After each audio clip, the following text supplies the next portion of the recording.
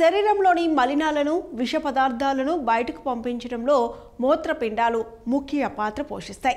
కిడ్నీలు సరైన విధంగా పనిచేస్తేనే శరీరంలో ఎలాంటి విష పదార్థాలు ఉండవు, అనేక వ్యాధుల నుంచి రక్షించబడుతుంది.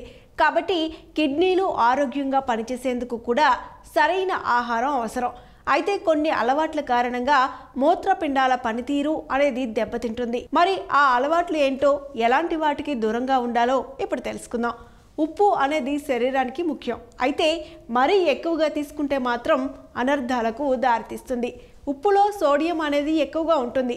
ఉప్పు ఎక్కువగా తీసుకుంటే శరీరంలో సోడియం కంటెంట్ ఎక్కువ అవుతుంది. దీనివల్ల కిడ్నీ వ్యాధులు వచ్చే ప్రమాదం ఉంది. మద్యం సేవించడం వల్ల లివర్ మాత్రమే కాదు, కిడ్నీలు కూడా పాడవుతాయి. మద్యాన్ని బయటకు పంపించడంలో కిడ్నీలకు చాలా సమయం పడుతుంది. శరీరంలో వ్యర్థాలు పేరుకుపోయి ప్రాణానికే ప్రమాదం రావచ్చు. చాలామంది నీళ్లను చాలా తక్కువగా తీసుకుంటూ ఉంటారు. కిడ్నీలు ఆరోగ్యంగా పనిచేయాలంటే నీళ్లు చాలా అవసరం.